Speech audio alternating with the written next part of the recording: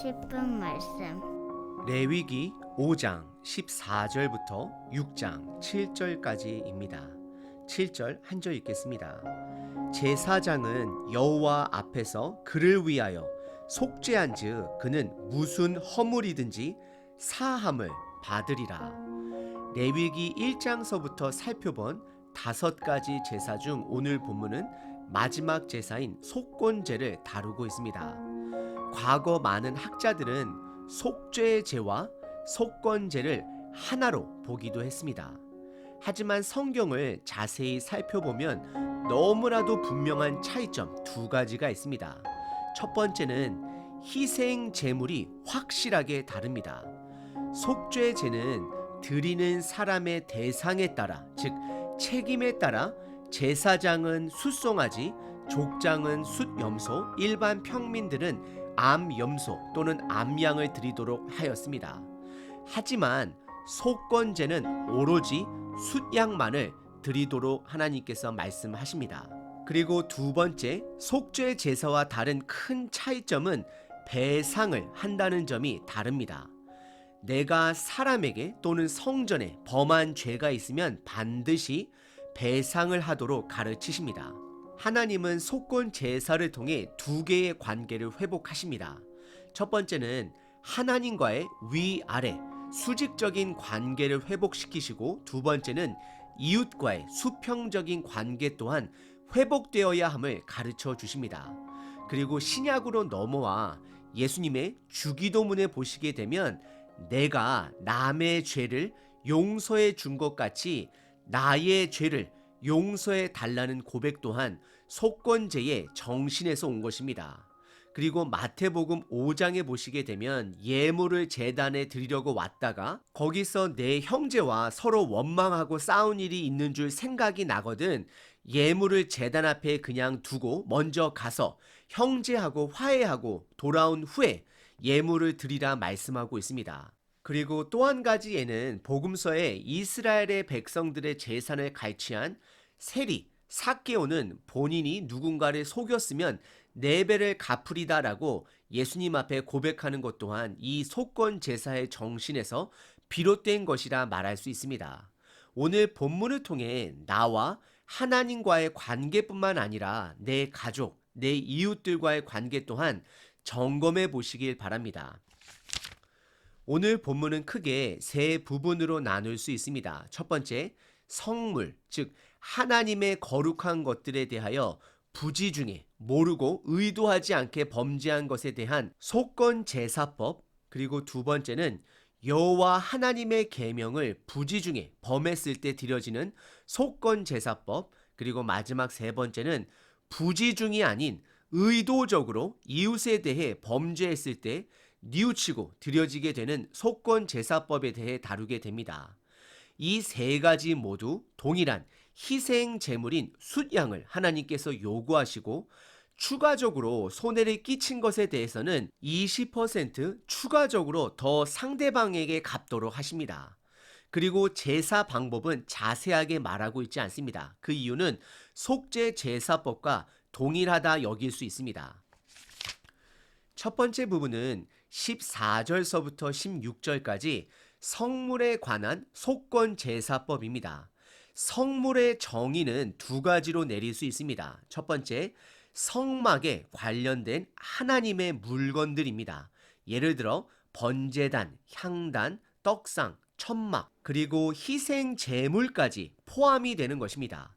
그래서 하나님께 드려져야 하는 11조와 같은 고르반, 즉 봉헌물 또한 성물이 되는 것입니다. 그리고 두 번째는 하나님의 이름이 있는 곳을 거룩한 곳으로 보기 때문에 그것 또한 보이지 않는 성물이 되기도 합니다. 그래서 하나님의 이름을 망령되게 하거나 헛되이 맹세한 것 또한 이 부분에 포함시킬 수 있습니다.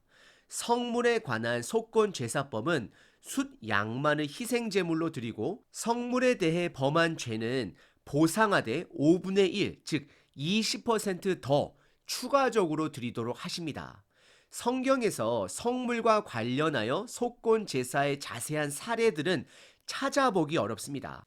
하지만 아간이 전쟁 가운데 하나님께 온전히 드려야 될 물건을 본인이 훔친 그 전리품을 훔친 사건, 그리고 우시야 왕이 교만하여 제사장만이 할 수 있는 분향을 본인이 한 사건, 그리고 평민이었던 제사장이었던 내가 먹지 말아야 할 부위를 나도 모르게 가지고 왔던지 그런 경우들이 여기에 해당할 수 있겠다 말할 수 있습니다.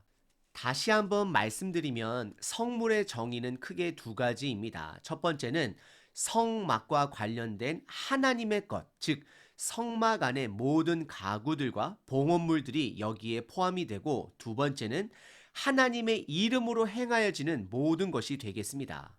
그리고 두 번째 부분은 17절서부터 19절까지 여호와의 계명을 부지 중에 어긴 죄에 대해 속건 제사법을 말하고 있습니다.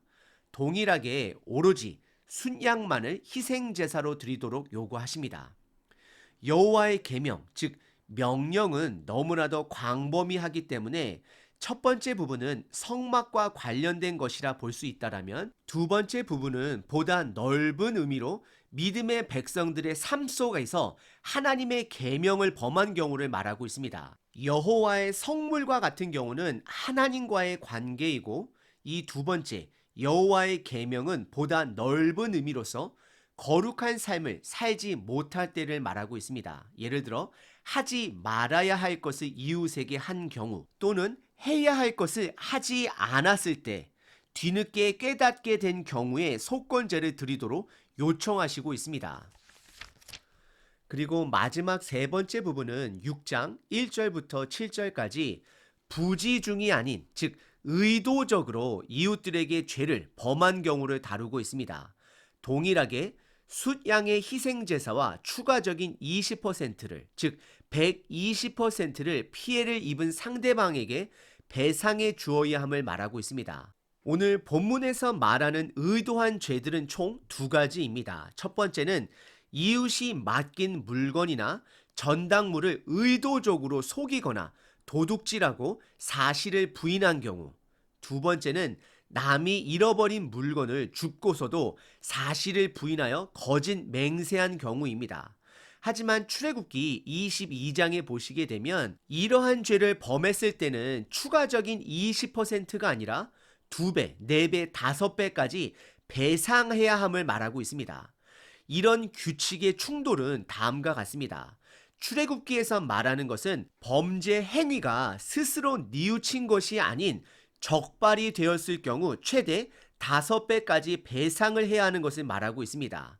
하지만 스스로 뉘우친 경우는 하나님께서 숫양으로, 그리고 이웃들에게 20%를 추가하여 120%를 배상해 주어야 함을 말씀하고 있습니다.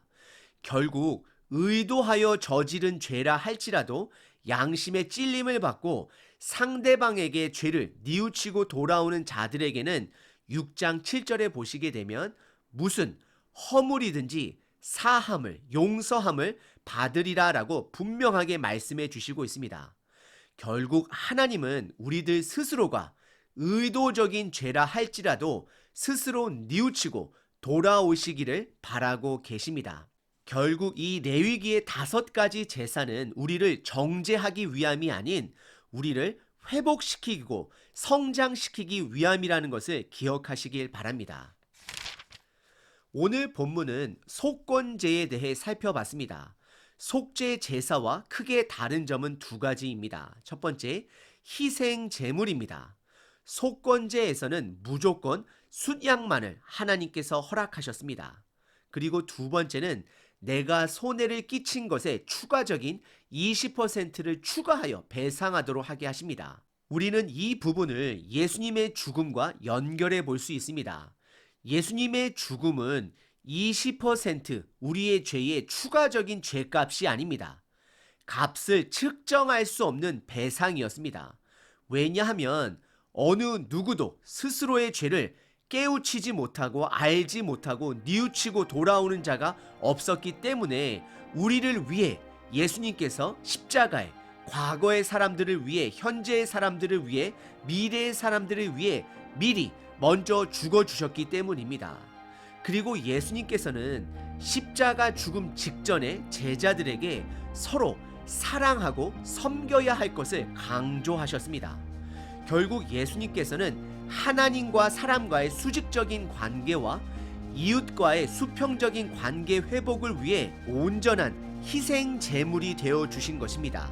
그래서 속건제에서는 하나님께서 오로지 숫양만을 강조하신 것이 아닌가 생각해 보기도 합니다. 하나님은 의도적인 죄라 할지라도 스스로 뉘우치고 돌아오는 자들에게는 분명히 용서를 해 주십니다. 이것은 우리에게 두 가지 교훈을 주고 있습니다. 첫 번째, 나의 죄를 깨달았을 때는 하나님께 그리고 사람에게 반드시 용서를 구해야 하는 것입니다. 그리고 두 번째는 누군가 나에게 용서를 구할 때는 시간이 걸린다 할지라도 그들을 용서해야 한다라는 삶의 방향성을 가지셔야 합니다. 오늘 하루 속건제사의 정신으로 하나님과의 관계와 이웃과의 관계가 회복되어지시는 하루 되시길 바랍니다.